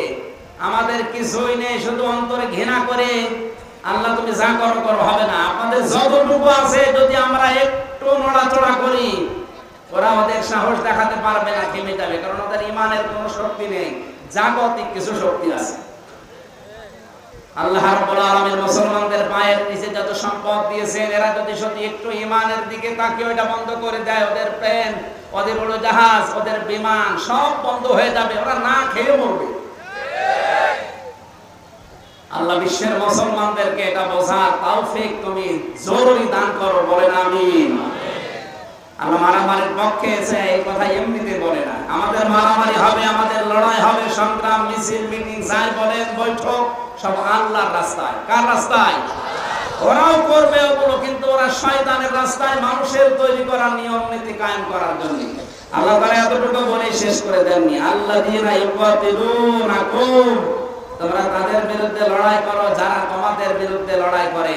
আজ তাম দুনিয়ার সবচাইতে বড় মাসলুম জাতি মুসলমানেরা। ইসরায়েল যেভাবে মুসলমানদেরকে হত্যা করার জন্য আরম্ভ করেছে, আমরা মনে করছি শুধু ফিলিস্তিনের ব্যাপার। কে বলেছে আপনাকে? ওরা যেভাবে আরম্ভ করেছে, 2 দিন পরে না জানি আপনার উপরও এটা আসে কিনা। এজন্য সতর্ক এখন থেকে হওয়া লাগবে, না তো ঈমান নিয়েও মরতে পারবেন না, বেঈমান হয়ে মরা লাগবে। আমাদের লড়াই সংগ্রাম হবে, কিন্তু সাবধান আমরা যেন সীমা লঙ্ঘন না করি। নিজের রাগের বশবর্তী হয়ে কারো উপরে দোষারোপ করা, অত্যাচার করা, কাউকে কালার করা, এটা জায়েজ নেই। ওয়ালা তা'তাদু, সীমা লঙ্ঘন করবা না। যে 27 প্রকার মানুষকে আল্লাহ পৃথিবীতে সবচেয়ে বেশি ঘৃণা করে, তার অন্যতম এরা। 1 নম্বরে যারা সীমা লঙ্ঘন করে তাদেরকে আল্লাহ ঘৃণা করে। আমরা এ দলে যেন না থাকি, বলেন আমিন। ইন্নাল্লাহা লা ইউহিব্বুল মুতাদিন, অবশ্যই আল্লাহ সীমা লঙ্ঘনকারী যারা তাদেরকে পছন্দ করেন না। এখানে প্রায় 9টা জাতির কথা আল্লাহ তুলে ধরেছেন যে এরা সীমা লঙ্ঘন করেছিল দুনিয়ায়। প্রত্যেককে আমার আল্লাহ দুনিয়ায় গজব দিয়ে একেবারে নিশ্চিহ্ন করে দিয়েছে। তার ভেতরে অন্যতম হযরতে সালেহ। কে বলেন বলেন? হযরতে সালেহ আলাইহিস সালাম ওয়াইদ ক্বালা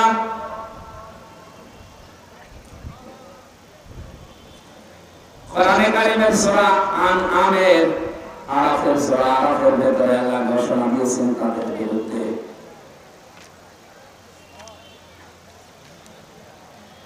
আল্লাহ রাব্বুল আলামিন জানিয়েছেন ওয়া ইলা আদিন আখাহুম হুম সালিহা ক্বালা ইয়া কওমি ইবুদুল্লাহা মা লাকুম মিন ইলাহিন গায়রু قد جاءتكم بينة من ربكم هذه ناقة الله لكم آية فذروها تأكل في أرض الله ولا تمسوها بسوء فيأخذكم عذاب أليم। সূরা আরাফের 73 নম্বর আয়াতে আল্লাহ বলেন, আমি যখন সামুদ জাতির নিকটে তার ভাই হযরতে সালেহ আলাইহিস সালামকে পাঠিয়েছিলাম, হযরতে সালেহ তার জাতির কাছে এসে বলেছিল আল্লাহর ইবাদত করো, তার সাথে কাউকে শরীক করবে না। অবশ্যই তার পক্ষ থেকে তোমাদের কাছে স্পষ্ট দলিল আর প্রমাণ নিয়ে আমি এসেছি। হাদিহি নাকাতুল্লাহ, তার ভিতরে অন্যতম এই যে আল্লাহর উষ্টি। আর হযরত সালেহের কাছে মুজিজা দেখতে চেয়েছিল যে বিশাল পাহাড়, পাহাড়ের পাদদেশে একেবারে চূড়ার উপরে যে পাথর আছে, ওই পাথরের ভেতর থেকে 10 মাসের গর্ভবতী একটা উটনি বের করে সেখান থেকে একটা বাচ্চা সহ নিয়ে আসো। আল্লাহ রাব্বুল আলামিনের নবী সালেহ সিজদা করে বলেছিলেন, মাবুদ তুমি আমাকে সাহায্য করো। শেষ পর্যন্ত আল্লাহ এই ব্যবস্থা করে পাহাড় থেকে উটটা পাঠিয়েছিলেন। ওটা যখন নেমে আসছিল, এটা তাফসীরে খাজিনের ভেতরে আছে, উটনি যখন 10 মাসের গর্ভবতী উটনি নেমে আসতেছে বাচ্চা সহ, হযরতে সালেহ ওটা দেখার পরে বললেন হাদিহি নাকাতুল্লাহ, এটা আল্লাহর উষ্টি। আয়াতান, এটা নিদর্শন, ফাদারুহা, তাদেরকে ছেড়ে দাও, এটা দুইজনকে ধরবা না। তাকুল ফি আরদিল্লাহ, আল্লাহর জমিনে রেখে বেড়াবে, যা ইচ্ছা খাবে, যা ইচ্ছা পান করবে। এর কাছে কোনো খারাপ উদ্দেশ্য নিয়ে কেউ যেতে পারবা না। যদি যাও আল্লাহর কঠিন আযাব আসবে। এবার আমার শিক্ষা আয়াতে আপনারা আছেন তো? তারা আল্লাহর নবীর কাছে মুজিজা চেয়েছিলেন, আল্লাহ পাক নবীর দরখাস্ত অনুযায়ী মুজিজা পাঠিয়েছিলেন। এই মুজিজার কাছে খারাপ উদ্দেশ্যে যাওয়া নিষেধ ছিল। মুজিজার যেখানে ইচ্ছা যাবে, যা ইচ্ছা খাবে। কিন্তু জাতির লোকেরা ভুল করেছিল এইটা, মুজিজা যেখানে ইচ্ছা যাবে, যা ইচ্ছা খাবে, খেতে তো দেয়নি, যেতে তো দেয়নি। আগে তার বাচ্চাটাকে মেরেছে, পরে উষ্টিটাকে মেরেছে। আল্লাহ রাব্বুল আলামিন বলেছিলেন যেখানে যাবে, যেখানে খাবে, খারাপ উদ্দেশ্য নিয়ে আসবে না। এসেছিল আল্লাহ এই সীমা লঙ্ঘনের কারণে আযাব দিয়ে পুরা জাতিকে আল্লাহ ধ্বংস করে দুনিয়ায় ইতিহাস তৈরি করে রেখেছেন। এটা আমার কোরআনে দিয়েছেন খেলা করার জন্য, শিক্ষা নেওয়া। সালেহ আলাইহিস সালামের যে মুজিজা উষ্টি, তার চাইতে আমাদের নবীর মুজিজা কোরআন দামি কম না বেশি? বলেন বলেন। আল্লাহ রাব্বুল আলামিন কোরআনে কারীমকে নাযিল করে জানিয়েছেন কোরআন যেখানে ইচ্ছা যাবে, যা ইচ্ছা করবে। কারণ 500 বিধানে কোরআনে আল্লাহ দিয়েছেন। এই 500টা বিধান ব্যক্তি, পরিবার, সমাজ, রাষ্ট্রে সব জায়গায় যাওয়ার ক্ষমতা রাখে না? রাখে না? আজ আমরা যারা বাধা দিতে চাই যে না এখানে আসতে দেব না, এখানে আসতে দেব না, কোরআন শরীফ থাকবে শুধু এতিমখানায়, মসজিদে, খানকায়, মাদ্রাসায়, বাকি যে জায়গাগুলো আছে একটা জায়গায় আমরা কোরআন আসতে। এই প্রচন্ড গরম এবং এই দুবাই যে অবস্থা হয়েছে, বিমানবন্দর পর্যন্ত ভেসে চলে গেছে। কোটি কোটি টাকার গাড়ি সব আল্লাহ নষ্ট করে দিয়েছে। উনি যদি ইচ্ছা করে বাংলাদেশকেও দাবিয়ে দিতে কয়েকদিন লাগতে পারে নাকি? এটা শুধু মুখে বলেন, একটু বিশ্বাসে নিয়ে ভেতরে ভয় তৈরি হয় না যে আল্লাহ আমাদেরকে তুমি তীব্র গরম যদি দিতে পারো, এই দেশটাকে 100 হাত মাটির নিচে ওই ডেড সি যেটা করেছিল লূত নবীর জামানায়, ওইটা আল্লাহ করতে পারে না? কক্সবাজারের যে সমুদ্র সৈকত, যে পানির অবস্থা, আমার মনে হয় যদি 200 হাত উঁচু হয়ে পানি একবারে আসে, এই দেশ খুঁজে পাওয়া যাবে? আর আল্লাহ এখন ক্ষমতায় নেই তাই আমরা বিশ্বাস করছি না। ক্ষমতায় থাকলে ঠিকই বিশ্বাস করতাম। আল্লাহ বলেন এগুলো কেন দেয় মাঝে মাঝে, যে প্রচন্ড গরম দুবাইয়ের এই বিমানবন্দর উড়িয়ে দেওয়া এমনি দেয়নি, দিয়েছি এই কারণে মানুষ যেন একটু টের পায় যে তার হাতের কামাই করা বিষয়ের কি আযাব। এগুলো আমি মজা চাকতে দেই যেন ফিরে আসে, কিন্তু মানুষ তো ফিরে আসে না, ওদের বৃদ্ধি আরো বাড়ে, বলে এগুলো প্রাকৃতিক দুর্যোগ। প্রাকৃতিক দুর্যোগ বলে কিছু নেই, সব আমাদের হাতের কামাই করা বস্তু। আল্লাহর এই আয়াত, আল্লাহর নিদর্শন, এই মুজিজা কোরআন, যেখানে ইচ্ছা যাবে, যা ইচ্ছা খাবে, যেখানে ইচ্ছা ব্যবহার হবে, এগুলো আমরা করতে দেইনি। সালেহ আলাইহিস সালামের জামানায় উটকে যেমন ওরা ক্ষতি করেছিল, আমরা আজ বিভিন্ন জায়গায় ডাইরেক্ট ইনডাইরেক্ট কোরআনের ক্ষতি করছি। আল্লাহ আমাদেরকে আযাব পাঠাচ্ছে এই কারণে। আমরা কোরআনকে যেখানে যাওয়ার দরকার ওখানে পৌঁছিয়ে দেই, আমার জীবন উন্নত হবে, দেশেরও সমৃদ্ধি বাড়বে। দ্বিতীয় নম্বরে আল্লাহ দিয়েছেন হযরত সালেহ আলাইহিস সালামের পরে দিয়েছেন শুআয়ব আলাইহিস সালামের জামানার কিছু কথা। এগুলো এই যে 7টা বা 9টা জাতির কথা কোরআনে আল্লাহ তুলে দিলেন শিক্ষা নেবার জন্য। শুআয়ব আলাইহিস সালামের জাতিকে আল্লাহ ধ্বংস করেছিলেন 2টা কারণে। কয়টা? আজকে আমি রাজশাহী শহরে বিমানবন্দরের পেছনে যেখানে জোহর নামাজ পড়িয়েছি, ওখানে এই 2টা বিষয় টাচ দিয়েছিলাম। শুআয়ব আলাইহিস সালামের জাতিকে আল্লাহ ধ্বংস করেছিলেন কয়টা অপরাধের কারণে? সীমা লঙ্ঘন করেছিল তারা 2টা বিষয়ে। 1 নম্বরে ফাউফুল কাইলা ওয়াল মিজান ওয়ালা তাবখাসুন নাসা আশিয়াহুম ওয়ালা তুফসিদু ফিল আরদি বা'দা ইসলাহিহা। ওরা ওজনে কম বেশি করত। এ বাংলাদেশে তো নেই। ওজন মানে আপনি কি মনে করেন শুধু দাড়ি পাল্লায় যারা ওজন করে এই ওজন? না, এই যে আমি যে চেয়ারে বসে আছি এখানে ওজন আছে। কারণ আমি যা পড়ে এসেছিলাম, যা বলতার জন্য এসেছিলাম, আজ অনেকের কারণে এগুলো ডেলিভারি দিতে পারছি না, বলতে পারছি না। আমি নেওয়ার সময় তো ঠিকই লেখাপড়া করে নিয়েছিলাম, দেওয়ার সময় এখন আর ডেলিভারি দিতে পারছি না, আমিও ধ্বংসের ভেতরে আছি। আর আমাকে যারা এভাবে বাইন্ডিং দিয়েছে তারা নিরাপদে আছে। আপনিও ওজনে কম বেশি করছেন। আজ কলেজ, বিশ্ববিদ্যালয়, বিভিন্ন মাদ্রাসা, হাই স্কুলের শিক্ষক শিক্ষিকা যারা ক্লাসে দেওয়ার সময় আর ঠিক মতো দিতে চায় না, বলে প্রাইভেট পড়া লাগবে, কোচিং করা লাগবে। অথচ ওনারা কিন্তু শিক্ষা নেওয়ার সময় ভালোভাবে শিক্ষা নিয়েছিল। আপনি নেওয়ার সময় তো বিভিন্ন জায়গায় শিক্ষা ভালোই নিলেন, দেওয়ার সময় এখন আর দিতে চান না, তখন প্রাইভেট পড়া লাগবে, কোচিং করা লাগবে। আপনি ওই লুলমিল মুতাফফিফিনের ভেতরে শামিল। যারা নেওয়ার সময় বেশি নেয়, দেওয়ার সময় কম দেয়, এদের জন্য আল্লাহ বলেন এরা ধ্বংস হয়ে যাক। বলেন নাউযুবিল্লাহ। এইরকম সীমা লঙ্ঘন আমাদের দেশেও চলছে। ওজনে কম বেশি করা এটাও ধ্বংসের কারণ। এরকম 7টা বিষয় আমি সামারাইজ করেছি। যারা অশ্লীলতা ছড়ায়, যারা অপচয় করে, যারা এই পৃথিবীতে অশ্লীলতা ছড়াচ্ছে, অপচয় করছে, এবং যারা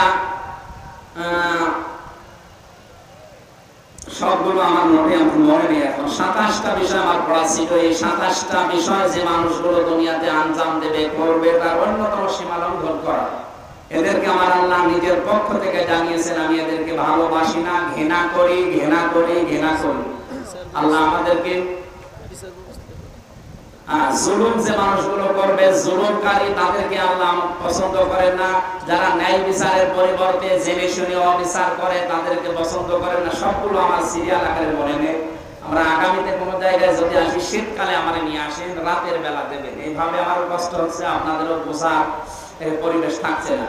আমি বলেছিলাম যে দাম্পত্য জীবনের যে সমস্ত কলহ আছে, বিপদ আপদ আছে, মারামারি, ঝগড়াঝাটি, এমনকি পরকীয়া, প্রেম, এটা মেটানোর কিছু পদ্ধতি আছে। এই নিয়ে যে বইগুলো লিখেছিলাম তার ভেতরে 1টা না 2টা বই এখানে আছে।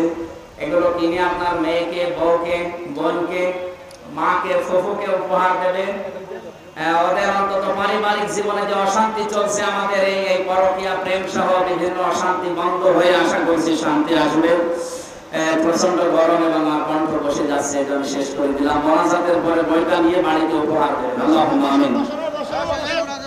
ربنا آتنا في الدنيا حسنة وفي الآخرة حسنة وقنا عذاب النار وادخلنا الجنة مع الأبرار। আল্লাহ তাআলা দিনের বেলা প্রচন্ড গরমে তীব্র তাপদাহ চলছে, মানুষ বাড়ি থেকে বের হওয়াই কঠিন। এরপরেও কোরআনে কারিমের আকর্ষণে তোমার যে বান্দা বান্দিগুলো আজকের এই ময়দানে এসে চাতক পাখির মতো তোমার ঘৃণিত বান্দাদের সম্পর্কে শুনছিল। আমরা একটা কোনো রকম বলেছি, যারা তোমার সীমা লঙ্ঘন করে তাদেরকে তুমি ঘৃণা করো। দুনিয়াতে কোনো বিষয়ে যেন আমরা সীমা অতিক্রম না করি, আমাদেরকে তুমি বাঁচাও। আজকের আলোচনার সওয়াব করে নবীজির রওজায় পৌঁছিয়ে দাও।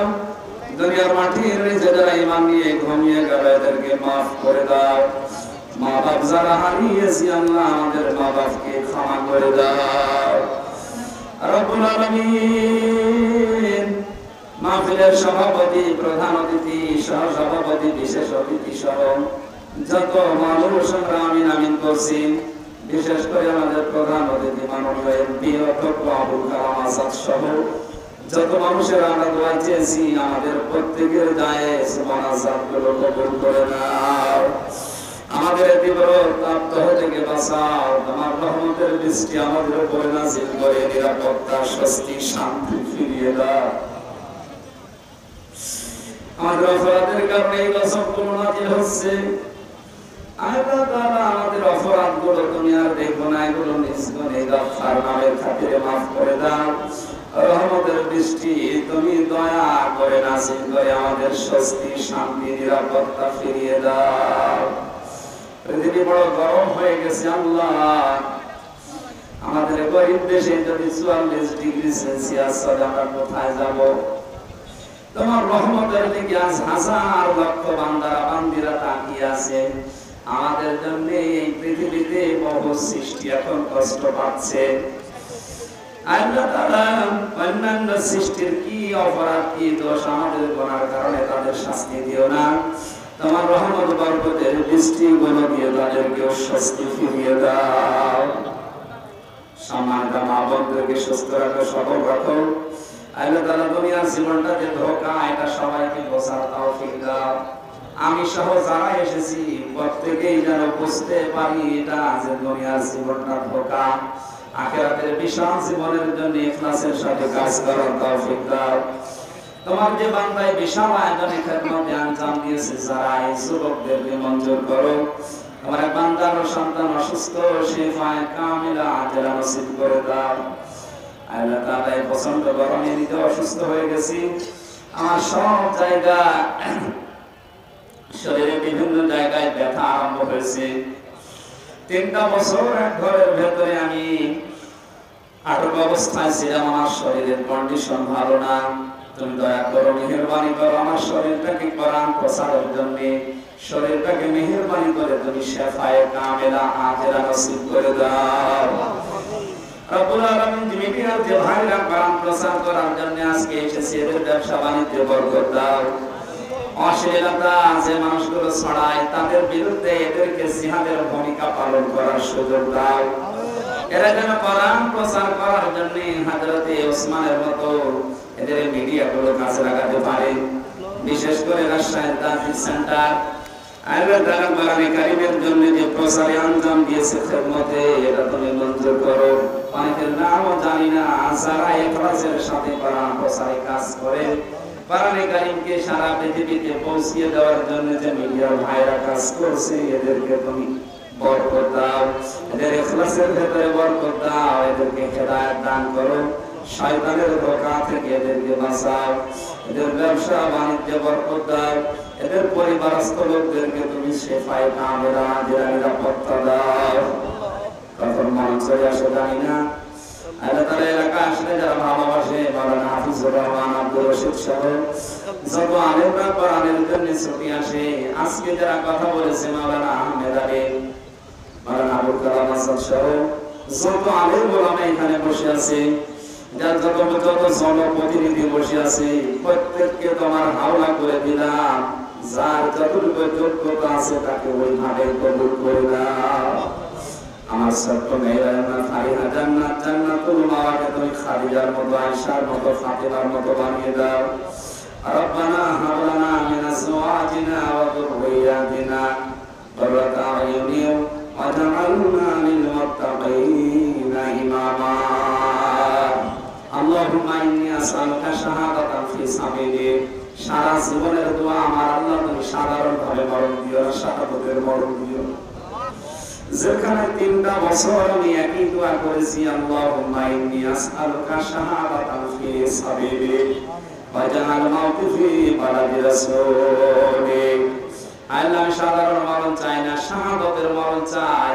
মেহেরবানি করে আমাদের সবাইকে তুমি শাহাদাতের মরণ দিয়ে ধন্য করে দিও। কখন আজরাইল কার কাছে চলে আসে জানি না, যখনই আসবে তোমার এই কালামটা আমাদের মুখে জারি করে দিও। লা ইলাহা ইল্লাল্লাহু মুহাম্মাদুর রাসূলুল্লাহ।